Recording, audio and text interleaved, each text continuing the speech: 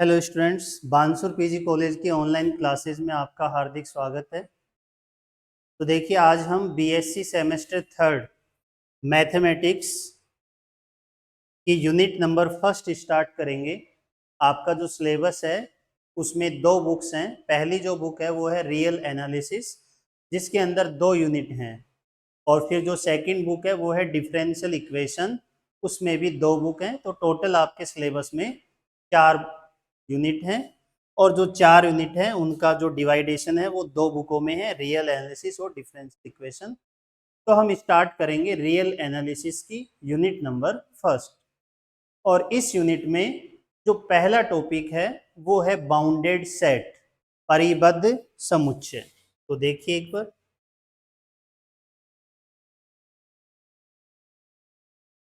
ये है first point आपका, परिबद्ध समुच्चय।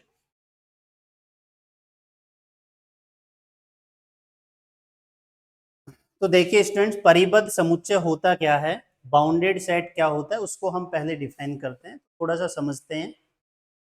जैसे मान लीजिए आप किसी कमरे में बैठे हैं और आप चारों तरफ दीवारों से बाउंड हैं, तो आपको क्या कहा जाएगा कि आप परिबद्ध हैं उस कमरे की दीवारों के द्वारा। ऐसे ही वास्तविक संख्याओं का जो समुच्चय होता है वो किस प्रकार से परिबद्ध होगा। मान लीजिए कोई भी एक समुच्चय है ए, और उस समुच्चय के अंदर ये एलिमेंट हैं x1, x2, x3, x4 and so on. ये मान लीजिए कोई भी रियल नंबर्स का एक सेट है ए। अब यदि हम इन नंबर्स को रियल लाइन पे ड्रॉ करें, तो सपोज ये जीरो है, इस साइड में पॉजिटिव नंबर होंगे और जीरो के लेफ्ट में नेगेटिव नंबर होंगे।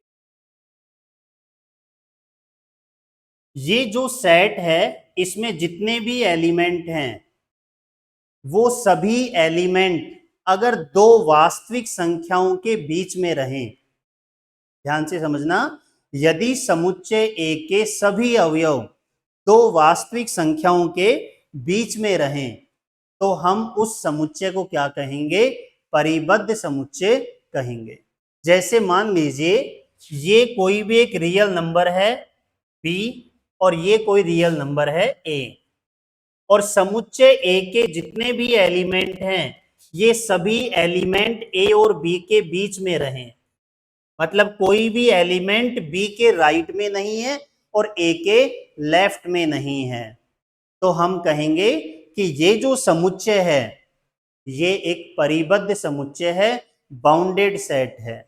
जैसे कि एक एग्जांपल लेते हैं हम, कोई भी सेट ए है जिसके एलिमेंट हैं 1, 2, 3, 4 एंड 5। ये कोई भी एक सेट है, तो ये कैसा सेट है, ये बाउंडेड सेट है। क्यों? क्योंकि इसका कोई भी एलिमेंट 1 से छोटा नहीं है और 5 से बड़ा नहीं है। तो इस सेट के सभी एलिमेंट 1 और 5 के इक्वल और उसके बीच में है। मतलब कहने का ये है कि ये 0 है, ये 1, 2, 3, 4 एंड 5, जितने भी एलिमेंट हैं वो 1 और 5 और उसके बीच में है। कोई भी एलिमेंट 1 के लेफ्ट में नहीं है, 5 के राइट में नहीं है, इसलिए ये जो सेट है ये एक बाउंडेड सेट है। तो यदि कोई भी सेट ए है, उसके जितने भी एलिमेंट हैं वो सभी एलिमेंट किसी फिक्स्ड रियल नंबर ए के राइट में हो और किसी फिक्स्ड रियल नंबर बी के लेफ्ट में हो, तो हम उसे बाउंडेड सेट कहेंगे। ठीक है, अब यहां पे ये देखिए, इस सेट के सभी एलिमेंट बी के लेफ्ट में हैं, इसका मीनिंग क्या हुआ कि सभी एलिमेंट बी से छोटे हैं। तो ये जो समुच्चय है इसे हम कहेंगे ऊपर से परिबद्ध समुच्चय। परिबद्ध समुच्चय को एक्सप्लेन करने से पहले हमें दो समुच्चय पढ़ने पड़ेंगे, एक ऊपर से परिबद्ध समुच्चय और एक नीचे से परिबद्ध समुच्चय, अपर बाउंड सेट और लोअर बाउंडेड सेट। तो सबसे पहले हम पढ़ते हैं ऊपर से परिबद्ध समुच्चय या ऊपरी परिबंध। देखिए, कोई भी समुच्चय जब ऊपर से परिबद्ध होता है तो उसका ऊपरी परिबंध कैसे डिफाइन होगा वो हम समझेंगे। तो सबसे पहले हमने ये देखा कि कोई भी समुच्चय परिबद्ध कब होता है, जब उस समुच्चय के सभी अवयव किन्हीं दो वास्तविक संख्याओं के मध्य रहें तो वो समुच्चय परिबद्ध समुच्चय कहलाता है। अब इसको हम थोड़ा विस्तार से पढ़ते हैं। तो सबसे पहले पढ़ेंगे हम ऊपरी परिबंध। अब ऊपरी परिबंध क्या होता है वो देखिए।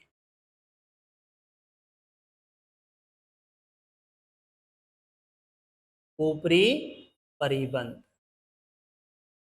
मान लीजिए कोई भी एक सेट है ए, जो कि किसका सबसेट है, आर का सबसेट है, ठीक है। और सेट ए में जितने भी एलिमेंट हैं वो सभी एलिमेंट किसी एक फिक्स्ड रियल नंबर बी से छोटे हैं। तो उसको हम कैसे लिखेंगे, x less than equal to b for all x belongs to a. ये जो सिंबल है इसको बोलते हैं क्या, बिलोंग। मतलब x किसका अवयव है, a का अवयव है। तो यहां पर हमने क्या लिखा, x less than equal to B, मतलब जो x की वैल्यू है वो या तो b के इक्वल है या b से छोटी है। And it is true for all x belongs to a, और ये रिजल्ट सेट ए के सभी एलिमेंटों के लिए सत्य है। इसका मतलब क्या हुआ कि सेट ए में जितने भी एलिमेंट हैं वो सभी एलिमेंट बी के बराबर या बी से छोटे हैं। तो अगर ये कंडीशन किसी भी सेट के लिए सेटिस्फाई हो जाए तो उस सेट को कहा जाता है ऊपर से परिबद्ध समुच्चय। क्या कहा जाता है, ऊपर से परिबद्ध समुच्चय। और ये जो संख्या है b जिसके द्वारा ये परिबद्ध हुआ है, इस संख्या को ही क्या कहा जाता है, ऊपरी परिबंध कहा जाता है। ऊपरी परिबंध, अपर बाउंड। ये जो नंबर है, ध्यान से समझना, ये जो नंबर है इसको तो कहा जाता है अपर बाउंड, और ये जो सेट है इसे क्या क्या कहा जाता है, सेट बाउंडेड अबोव, ऊपर से परिबद्ध समुच्चय। ठीक है, जैसे अभी मैंने एग्जाम्पल बताया था a इक्वल टू 1 2 3 4 5, तो यहां पे मैं ये लिख सकता हूं x less than equal to 5 for all x belongs to a, कि सेट ए में जितने भी एलिमेंट हैं वो सभी एलिमेंट क्या है, लेस देन इक्वल टू 5 हैं। इसका मीनिंग ये जो समुच्चय है ना, ये समुच्चय ऊपर से परिबद्ध समुच्चय है। और इसका ऊपरी परिबंध कौन है, इसका ऊपरी परिबंध है कौन, 5। 5 इसका ऊपरी परिबंध है, अपर बाउंड है, और ये जो सेट है ये ऊपर से परिबद्ध है। क्लियर यहां तक। अब इसी को हम देखिए, यहाँ पे जो डेफिनेशन आपके सामने दी गई है इसको एक बार समझ लीजिए।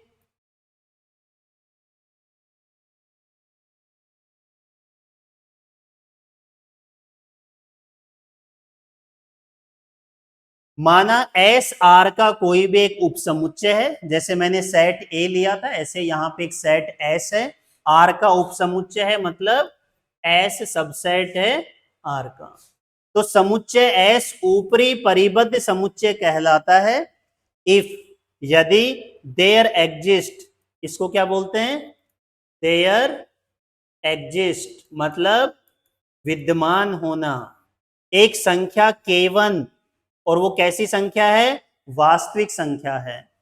There exist K1 belongs to R, मतलब एक वास्तविक संख्या K1 इस प्रकार की विद्यमान है, सच दैट, ताकि x less than equal to K1 for all x belongs to, एक मिनट,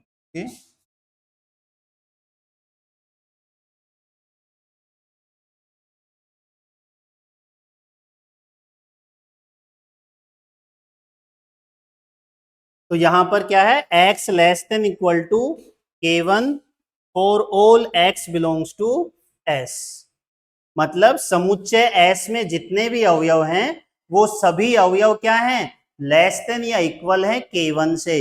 तो K1 समुच्चय का ऊपरी परिबंध कहलाएगा और जो समुच्चय है वो ऊपर से परिबद्ध समुच्चय कहलाएगा। अब यहां पर नीचे लिखा हुआ भी है, देखिए K1 जो है वो समुच्चय S का क्या है, ऊपरी परिबंध है।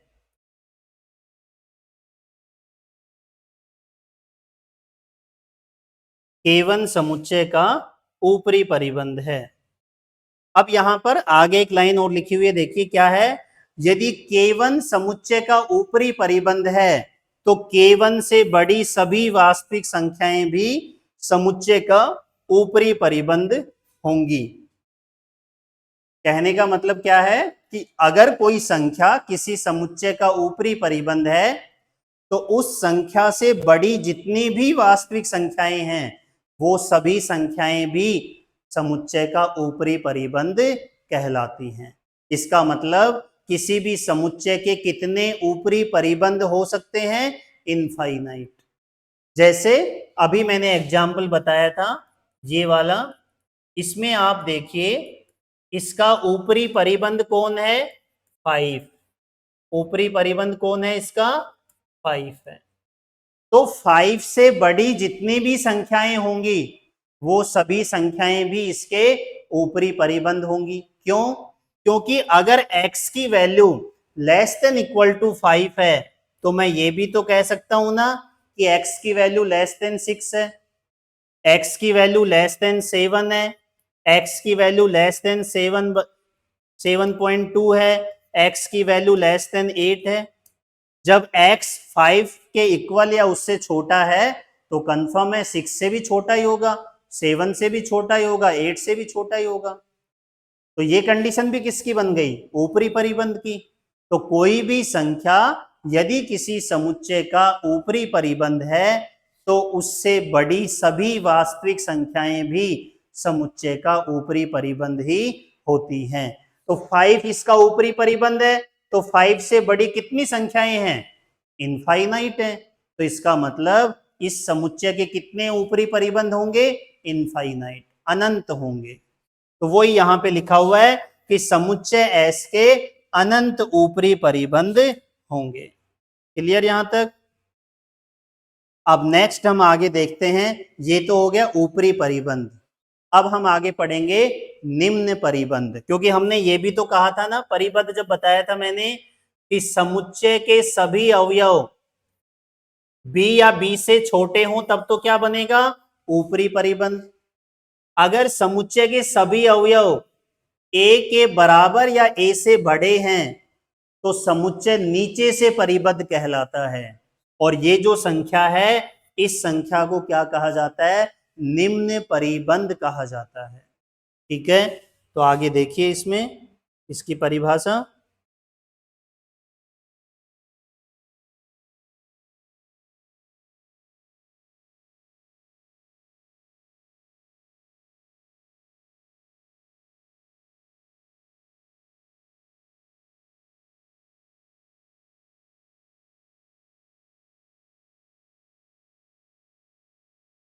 ये देखिए नेक्स्ट जो हमारा पॉइंट है वो है निम्न परिबंध।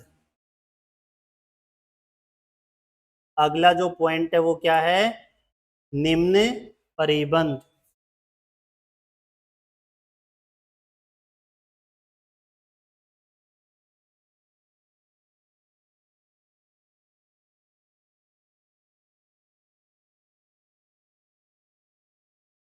तो निम्न परिबंध की क्या डेफिनेशन होगी,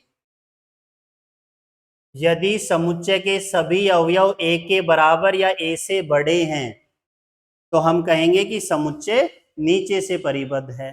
तो इसको मैथमेटिकली कैसे लिखेंगे, यदि समुच्चय के सभी अवयव क्या हैं, ग्रेटर देन इक्वल टू किससे हैं, b से हैं।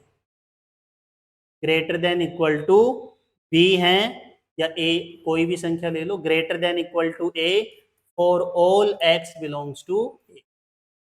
समुच्चय A के सभी अवयव संख्या A के बराबर या उससे बड़े हैं तो जो समुच्चय है वो नीचे से परिबद्ध समुच्चय कहलाता है, और जो वास्तविक संख्या A है उसे हम समुच्चय का निम्न परिबंध कहते हैं, लोअर बाउंड कहते हैं। ठीक है, तो माना एस आर का कोई उपसमुच्चय है, तो समुच्चय एस निम्न परिबद्ध समुच्चय या नीचे से परिबद्ध समुच्चय कहलाता है यदि एक वास्तविक संख्या ऐसी मिल जाए K2 जो कि इस कंडीशन को सेटिस्फाई करे कि समुच्चय एस के सभी अवयव क्या हैं, greater than equal to K2 हैं। x ग्रेटर देन इक्वल क्या है, K2, मतलब समुच्चय एस के सभी अवयव या तो K2 के बराबर हैं या K2 से बड़े हैं।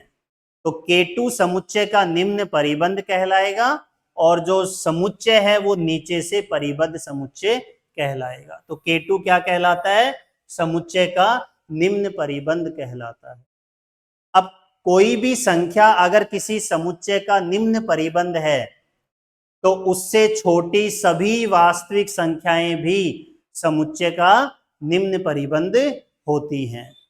तो K2 यदि समुच्चय का निम्न परिबंध है तो K2 से छोटी सभी वास्तविक संख्याएं भी निम्न परिबंध होंगी, इसलिए समुच्चय S के जो निम्न परिबंध हैं वो कितने होंगे, अनंत होंगे। जैसे अभी हमने जो एग्जाम्पल दिया था उससे हम इसको क्लियर कर सकते हैं। समुच्चय ए, इसमें आप देखो समुच्चय के सभी अवयव क्या हैं, ग्रेटर देन इक्वल टू 1 है। जैसे यहां मैंने K2 लिया था ना, तो K2 की वैल्यू यहां पर क्या हो गई समुच्चय के लिए 1। समुच्चय के सभी अवयव ग्रेटर देन इक्वल 1 है, इसलिए समुच्चय नीचे से परिबद्ध है और ये जो संख्या है ये समुच्चय का क्या है, निम्न परिबंध है। अब 1 अगर इसका निम्न परिबंध है तो 1 से छोटी सभी वास्तविक संख्याएं भी इसके क्या कहलाएंगे, निम्न परिबंध कहलाएंगे। कैसे, जैसे 1 से छोटी कोई संख्या ली मैंने 1/2, तो देखो x greater than equal to 1 है और 1 ग्रेटर देन है किससे, 1/2 से। ये संख्या इससे ग्रेटर देन इक्वल है और ये संख्या इससे ग्रेटर देन है, तो इसका मतलब जो x है वो भी ग्रेटर देन होगा किससे, 1/2 से। तो अब ये कंडीशन भी किसकी बन गई, निम्न परिबंध की बन गई, तो 1/2 निम्न परिबंध हो गया। ऐसे ही कोई भी वास्तविक संख्या जो 1 से छोटी है वो समुच्चय का निम्न परिबंध बनेगी, इसलिए समुच्चय की 1 से छोटी सभी वास्तविक संख्याएं निम्न परिबंध हैं। अतः समुच्चय ए के जो निम्न परिबंध हैं वो संख्या में कितने होंगे, अनंत होंगे, इनफाइनाइट होंगे। क्लियर यहां तक।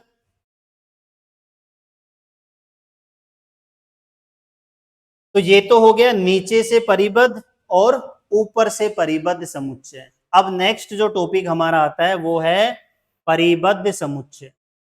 अगला जो टॉपिक है वो कौन सा है, परिबद्ध समुच्चय।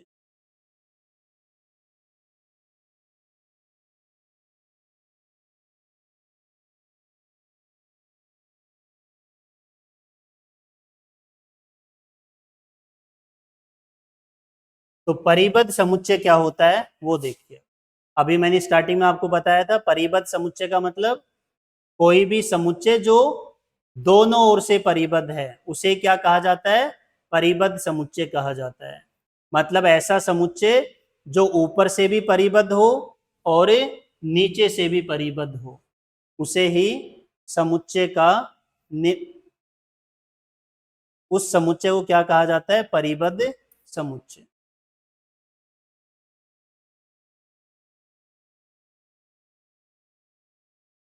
तो ये देखिए परिबद्ध समुच्चय क्या होगा, एक ऐसा समुच्चय जो ऊपर और नीचे दोनों ओर से परिबद्ध हो, या एक ऐसा समुच्चय जिसका ऊपरी परिबंध भी विद्यमान हो और निम्न परिबंध भी विद्यमान हो।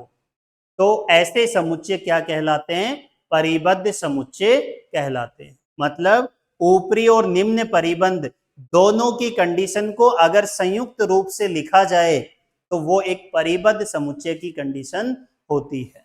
तो हम क्या लिखेंगे, कोई भी समुच्चय ए परिबद्ध समुच्चय कब होगा, अगर दो वास्तविक संख्याएं K1 और K2 इस प्रकार की मिल जाएं, सच दैट, ताकि समुच्चय के सभी अवयव ग्रेटर देन इक्वल टू हो K1, less than equal to हो K2 for all x belongs to A। तो हम कहेंगे कि जो समुच्चय है वो एक परिबद्ध समुच्चय है। देखो ये वाली जो कंडीशन है ये किसकी है, ऊपर से परिबद्ध होने की, और ये कंडीशन किसकी है, नीचे से परिबद्ध होने की। जब दोनों को संयुक्त रूप से लिखा जाएगा तो ये बन जाएगी परिबद्ध समुच्चय की कंडीशन। मतलब कोई भी समुच्चय परिबद्ध होगा यदि वो नीचे ऊपर दोनों ओर से परिबद्ध हो, अर्थात उसका ऊपरी और निम्न परिबंध विद्यमान हो। अगर कोई समुच्चय केवल ऊपर से परिबद्ध है, नीचे से परिबद्ध नहीं है, या उसका केवल ऊपरी परिबंध विद्यमान है, निम्न परिबंध विद्यमान नहीं है, तो ऐसे समुच्चय परिबद्ध समुच्चय नहीं होंगे, बाउंडेड सेट नहीं होंगे। उसके भी हम कुछ एग्जाम्पल देखेंगे आगे। तो देखिए आगे, कोई भी समुच्चय S R का कोई उपसमुच्चय है तो समुच्चय S परिबद्ध कहलाता है यदि इसके ऊपरी और निम्न परिबंध विद्यमान हो। ऊपरी और निम्न परिबंध विद्यमान होने को मैथमेटिकली कैसे लिखेंगे, there exist K1 K2 belongs to R such that X greater than equal to K1 less than equal to K2 for all X belongs to S। तो यहां पर K1 समुच्चय का निम्न परिबंध है, K2 ऊपरी परिबंध है, और ये समुच्चय एक परिबद्ध समुच्चय है। जैसे अभी हमने जो स्टार्टिंग में एग्जाम्पल लिया था, इस एग्जाम्पल से देखिए हम ये कह सकते हैं कि समुच्चय के सभी अवयव लेस देन इक्वल टू 5 हैं और ग्रेटर देन इक्वल टू 1 है। तो ये जो समुच्चय है ये कैसा है, एक परिबद्ध समुच्चय है, क्योंकि समुच्चय के सभी अवयव 1 और 5 के बीच में है या 1 और 5 के इक्वल है। तो इस प्रकार के समुच्चय क्या कहलाएंगे, परिबद्ध समुच्चय कहलाएंगे। अब हम ये देखते हैं कि ऐसे कौन से समुच्चय हैं जो परिबद्ध नहीं होते। तो सबसे पहले हम लेते हैं प्राकृत संख्याओं का समुच्चय। प्राकृत संख्याओं का समुच्चय होता है 1 2 3 4 5 एंड सो ऑन। कितनी संख्याएं होती हैं इसमें, इनफाइनाइट होती हैं। लेकिन इस समुच्चय की सबसे छोटी संख्या कौन है, 1। तो यहां से कंफर्म हो गया समुच्चय का कोई भी अवयव 1 से छोटा नहीं है, या तो 1 के बराबर है या 1 से ग्रेटर देन है। तो यहां पे हम ऐसे लिख सकते हैं x greater than equal to होगा 1 से। लेकिन क्या समुच्चय की सबसे बड़ी संख्या बताई जा सकती है, कौन सी होगी, नहीं बता सकते, क्योंकि ये कहां तक जा रही है संख्याएं, इनफाइनाइट तक जा रही हैं। तो इसका मतलब ये हुआ कि यहां पर ये जो समुच्चय है ये केवल नीचे से परिबद्ध है। ये कंडीशन किसकी है, नीचे से परिबद्ध होने की कंडीशन है। तो ये जो समुच्चय है ये केवल किससे परिबद्ध है, नीचे से, और किसके द्वारा परिबद्ध है, 1 के द्वारा परिबद्ध है। तो मतलब समुच्चय की सबसे छोटी संख्या यहां पर विद्यमान है लेकिन सबसे बड़ी संख्या विद्यमान नहीं है। तो ये जो समुच्चय है ये केवल नीचे से परिबद्ध है, ऊपर से परिबद्ध नहीं है। जो 1 है वो समुच्चय का क्या है, निम्न परिबंध है, लेकिन इसका ऊपरी परिबंध विद्यमान नहीं है। मतलब ऐसी कोई भी वास्तविक संख्या विद्यमान नहीं है ताकि हम ये कह सकें कि समुच्चय के सभी अवयव उस संख्या से क्या होंगे, छोटे। ऐसी कोई भी संख्या विद्यमान नहीं है। तो हम इसको ऐसे लिख सकते हैं, कोई भी संख्या विद्यमान नहीं होने को ऐसे लिखते हैं, देयर डज नॉट एग्जिस्ट। इसको क्या बोलेंगे, there does not exist k belongs to R such that x less than equal to k for all x belongs to n। मतलब ऐसी कोई भी वास्तविक संख्या विद्यमान नहीं है जो इस कंडीशन को सेटिस्फाई कर दे। आप कहो कि सर k की वैल्यू 10 ले लो, तो गलत है, क्योंकि क्या समुच्चय के सभी अवयव 10 से छोटे हैं क्या, नहीं, 10 से बड़े भी हैं, इसमें 11 भी आएगा, इसमें 12 भी आएगा। तो यहां पर ऐसी कोई भी वास्तविक संख्या विद्यमान नहीं है जो इस कंडीशन को सेटिस्फाई करे। तो समुच्चय का ऊपरी परिबंध विद्यमान नहीं है, केवल निम्न परिबंध विद्यमान है। तो ये समुच्चय केवल नीचे से परिबद्ध है, ऊपर से परिबद्ध नहीं है। जब कोई समुच्चय केवल एक साइड से परिबद्ध हो तो उसे परिबद्ध समुच्चय नहीं कहा जाता है, उसे अपरिबद्ध समुच्चय कहा जाता है। तो यहां पर ये समुच्चय केवल एक साइड से परिबद्ध है, दूसरी साइड से नहीं है। तो ये कैसा समुच्चय हो गया? अपरिबद्ध समुच्चय। एग्जाम में पूछ सकता है ऐसा ऑप्शन में, निम्न में से कौन सा कथन सत्य है? पहला ऑप्शन आ जाएगा कि समुच्चय n, प्राकृत संख्याओं का समुच्चय n कैसा है? परिबद्ध है। तो ये गलत हो जाएगा क्योंकि n कैसा होता है? अपरिबद्ध होता है। ठीक है, तो यहां पर ये ध्यान रखना है कि समुच्चय n कैसा है? अपरिबद्ध है। सेम इसी टाइप से और भी बहुत सारे समुच्चय हैं जो कैसे हैं? अपरिबद्ध हैं। जैसे कि पूर्ण संख्याओं का समुच्चय, होल नंबर का सेट। पूर्ण संख्याओं का समुच्चय क्या होता है? 0, 1, 2, 3, 4, 5। तो इसमें सबसे छोटी संख्या कौन है? 0।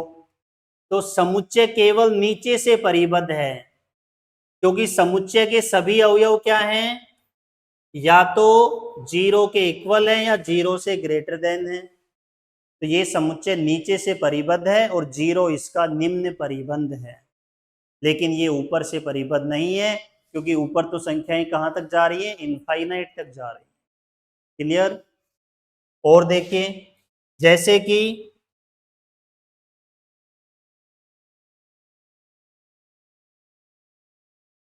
परिमेय संख्याओं का समुच्चय Q। Q क्या है? परिमेय संख्याओं का समुच्चय। ये भी कैसा होता है? अपरिबद्ध होता है। परिमेय संख्याओं का समुच्चय, इसमें भी सबसे बड़ी संख्या कौन सी होगी ये निर्धारित नहीं किया जा सकता। तो ये भी एक अपरिबद्ध समुच्चय है। उसके बाद R। R क्या होता है? वास्तविक संख्याओं का समुच्चय। वास्तविक संख्याओं का समुच्चय। ये समुच्चय भी कैसा है? अपरिबद्ध समुच्चय है, क्योंकि इसमें तो ये दोनों ओर से ही अपरिबद्ध है। ये नीचे से भी परिबद्ध नहीं है और ऊपर से भी परिबद्ध नहीं है, क्योंकि वास्तविक संख्याओं में सबसे छोटी संख्या और सबसे बड़ी संख्या निर्धारित नहीं की जा सकती। इसलिए ये समुच्चय कैसे हैं? अपरिबद्ध समुच्चय हैं। अब जैसे मान लीजिए कोई समुच्चय इस प्रकार से आ जाए,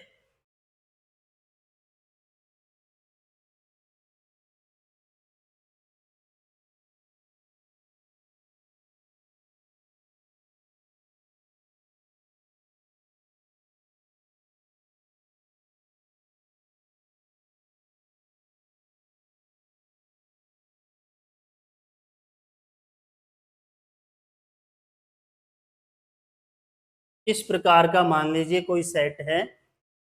सेट ए में वो सभी नेचुरल नंबर हैं। सेट ए में एलिमेंट कौन है? एक्स, और एक्स बिलोंग कर रहा है किसमें? एन में। That means X is a natural number. लेकिन उसमें कंडीशन है। कौन सा नेचुरल नंबर? वो नेचुरल नंबर जिसका square greater than equal to 0 और लेस देन इक्वल टू कितना हो? 25। वो नेचुरल नंबर जिसका स्क्वायर क्या है? ग्रेटर देन इक्वल टू 0 और लेस देन इक्वल टू 25। ऐसे जितने भी नेचुरल नंबर हैं वो सभी नेचुरल नंबर इस सेट के एलिमेंट हैं। तो पहले तो हम ये डिसाइड करते हैं कि इस सेट में एलिमेंट होंगे कौन कौन।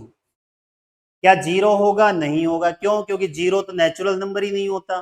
पहली कंडीशन है कि x क्या होना चाहिए? Natural number. तो फिर आगे चलते हैं, 0 के बाद अलावा 1। तो 1 एक नेचुरल नंबर है और 1 का स्क्वायर क्या होता है? 25 से लेस देन होता है। 1 का स्क्वायर क्या होता है? छोटा होता है किससे? 25 से। तो इसमें यही कहा है कि वो नंबर जिसका स्क्वायर या तो 25 के इक्वल हो या फिर क्या हो, लेस देन हो, वो सभी नेचुरल नंबर इस सेट के अंदर होंगे। तो पहला एलिमेंट इसके अंदर कौन हो गया, 1 हो गया। दूसरा एलिमेंट कौन हो गया, 2, क्योंकि 2 का स्क्वायर होता है 4, जो कि लेस देन है किससे, 25 से।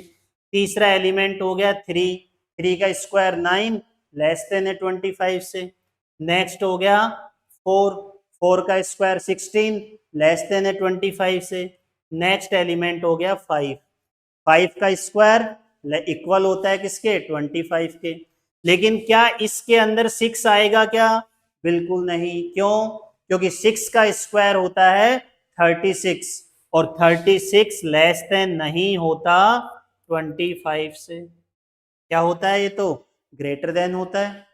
इसलिए यहां पर हम ये कह सकते हैं कि इसमें कौन कौन से एलिमेंट होंगे, 1 2 3 4 5, 6 इसके अंदर नहीं होगा। अब और देखते हैं, उसके अलावा कोई एलिमेंट आएगा इसमें, और कोई भी एलिमेंट नहीं आएगा, क्योंकि 5 के बाद जितने भी नेचुरल नंबर हैं वो सभी नेचुरल नंबर का जो स्क्वायर होगा वो 25 से लेस देन इक्वल नहीं होगा, ग्रेटर देन होगा। तो यहां पर जो सेट ए कुछ इस टाइप से डिफाइन किया गया था, उस सेट में टोटल कितने एलिमेंट होंगे, 5 एलिमेंट होंगे। तो अभी मैंने ये स्टार्टिंग में एग्जांपल लिया था, ये जो सेट है ये कैसा है, बाउंडेड सेट। ये सेट कैसा है, बाउंडेड। इस टाइप से क्वेश्चन आ सकता है, ऑब्जेक्टिव क्वेश्चन। ऐसे कोई भी सेट बना के देगा और पूछेगा कि ये बाउंडेड है या नहीं, 4 ऑप्शन डाल देगा उसमें। तो यहां पर पहले सेट के एलिमेंट डिफाइन करने के, एलिमेंट कौन कौन है, फिर यहां से हमें ये वेरीफाई करना है कि ये बाउंडेड है या नहीं। सेट के सभी एलिमेंट 1 के इक्वल या 1 से ग्रेटर हैं, और 5 के इक्वल या 5 से लेस देन है। तो मैं ये कह सकता हूं x less than equal to 5 और greater than equal to 1 for all x belongs to A. So x is a bounded set. 1 is the lower bound and 5 is the upper bound of the given set A. Clear? तो ये था परिबद्ध समुच्चय के बारे में। तो देखिए यहां पे मैं थोड़ा सा एक बार इसको समराइज कर देता हूं।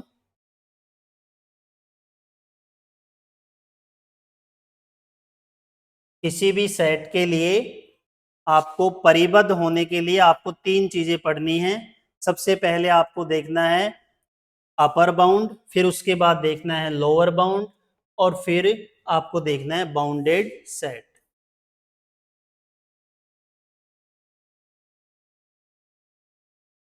अपर बाउंड, अपर बाउंड क्या होता है, यदि किसी भी सेट के लिए एक नंबर k1 जो कि एक रियल नंबर है, एक नंबर k1 ऐसा मिल जाए कि x less than equal to हो k1 for all x belongs to a, then k1 is upper bound of the set A. जो k1 है वो सेट ए का क्या होगा, अपर बाउंड होगा। And set is bounded above, set is called bounded above by the number k1। अगर एक number k2 इस टाइप का मिल जाए जो कि रियल नंबर होना चाहिए, और x greater than equal to हो k2 और all x belongs to a, then K2 is called lower bound of the set A and the set is bounded below by the number K2. Okay, और किसी भी set के लिए अगर ये दोनों नंबर एग्जिस्ट कर जाएं, K1 भी और K2 भी, तो उस कंडीशन में जो सेट है वो एक बाउंडेड सेट होगा। तो बाउंडेड सेट की डेफिनेशन क्या होगी, किसी भी सेट ए के लिए उसका अपर और लोअर दोनों बाउंड विद्यमान हो तो वो सेट एक बाउंडेड सेट होता है। या कोई भी समुच्चय ऊपर और नीचे दोनों ओर से परिबद्ध हो तो उसे हम क्या कहेंगे, परिबद्ध समुच्चय कहेंगे। क्लियर यहां तक? अब आगे देखते हैं कुछ और एग्जाम्पल।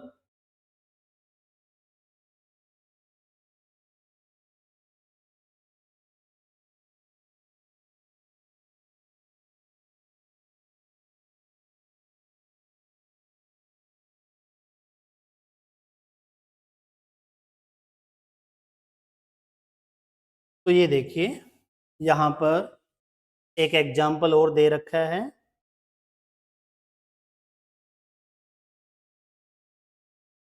एक सेट है S equal to 1/n such that n belongs to n।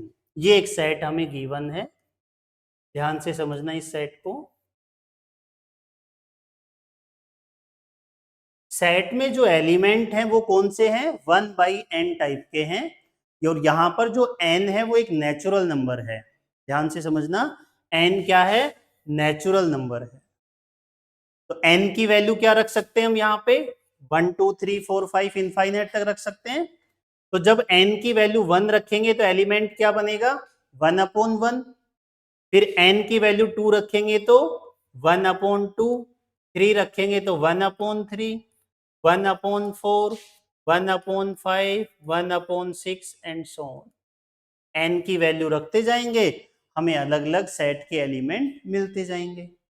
तो सेट में जो एलिमेंट हैं, पहला एलिमेंट 1 है और उसके बाद वाले जो एलिमेंट है वो लगातार डिक्रीज होते जा रहे हैं।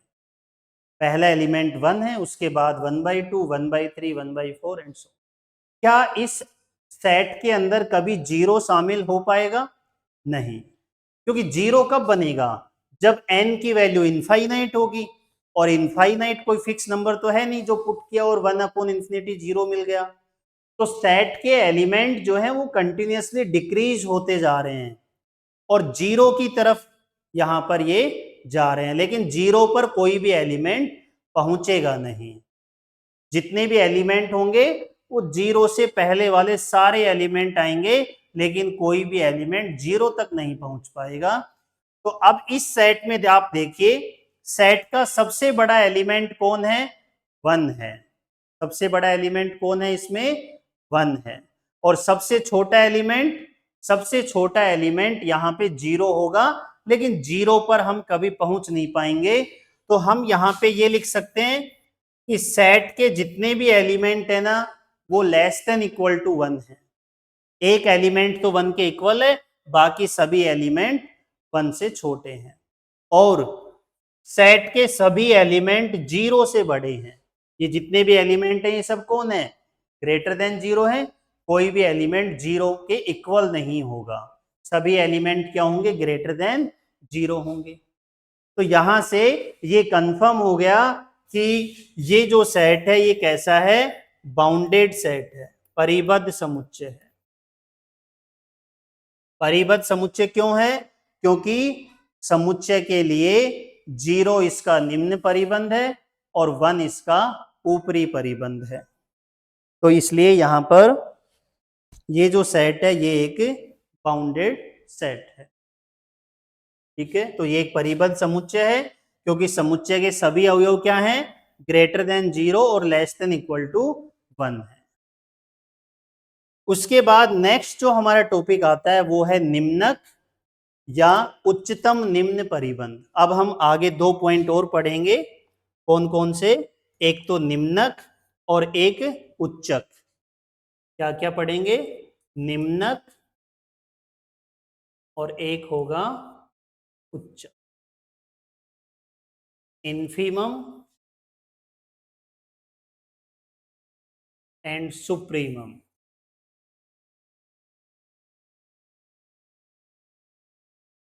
ठीक है, इन जो निम्नक होता है या इन्फीमम होता है उसे क्या कहा जाता है? उच्चतम निम्न परिबंध। कहने का मतलब क्या है इसका? हमने अभी जब निम्न परिबंध की परिभाषा देखी थी तो उसमें हमने ये कहा था कि कोई भी संख्या अगर किसी समुच्चय का निम्न परिबंध है तो उससे छोटी सभी वास्तविक संख्याएं भी निम्न परिबंध होती हैं। तो किसी भी समुच्चय के निम्न परिबंध कितने होते हैं? इनफाइनाइट होते हैं। अब हम क्या करेंगे? किसी भी समुच्चय के जितने भी निम्न परिबंध हैं उनमें से जो सबसे बड़ा निम्न परिबंध है वो फाइंड आउट करेंगे। जितने भी निम्न परिबंध हैं उनमें से सबसे बड़ा निम्न परिबंध फाइंड आउट करेंगे, और जो सबसे बड़ा निम्न परिबंध है उसे ही क्या कहा जाता है? निम्नक कहा जाता है। समुच्चय के सभी निम्न परिबंधों का महत्तम मान, maximum value of the lower bound, lower bound जितने भी हैं उनकी मैक्सिमम वैल्यू या महत्तम मान ही क्या कहलाता है, निम्नक या इन्फिमम कहलाता है। सेम ऐसे ही उच्चक। अब उच्चक क्या होता है, समुच्चय के ऊपरी परिबंध भी तो इनफाइनाइट ही होते हैं, तो जितने भी ऊपरी परिबंध होंगे उन सभी ऊपरी परिबंधों में से जो सबसे छोटा ऊपरी परिबंध है उसे ही क्या कहा जाएगा, समुच्चय का उच्चक कहा जाएगा, सुप्रीमम कहा जाएगा। ऊपरी परिबंधों का न्यूनतम मान उच्चक कहलाता है और निम्न परिबंधों का महत्तम मान निम्नक कहलाता है। ठीक है, अब जैसे मान लीजिए ये कोई भी एक सेट है ए और x1 इस सेट ए का क्या है, x1 ए का क्या है, निम्न परिबंध है। सेम ऐसे ही एक संख्या है x2, एक x3, x4, x5, ये सब कौन है, x1, x2, x3, x4 कौन है, समुच्चय ए के निम्न परिबंध हैं। अब हम ये देखेंगे कि इनमें से सबसे बड़ा निम्न परिबंध कौन सा है, वो सबसे बड़ा निम्न परिबंध ही निम्नक कहलाएगा। अब सपोज कीजिए कि x1 क्या है, x1 क्या है, सबसे बड़ा है, तो x1 क्या बन गया, निम्नक बन गया। अच्छा यहां पे ये देखना, x1 को मैंने सबसे बड़ा माना है, इसका मतलब x1 बड़ा है किससे, x2 से, x1 बड़ा है किससे, x3 से, x1 बड़ा है किससे, x1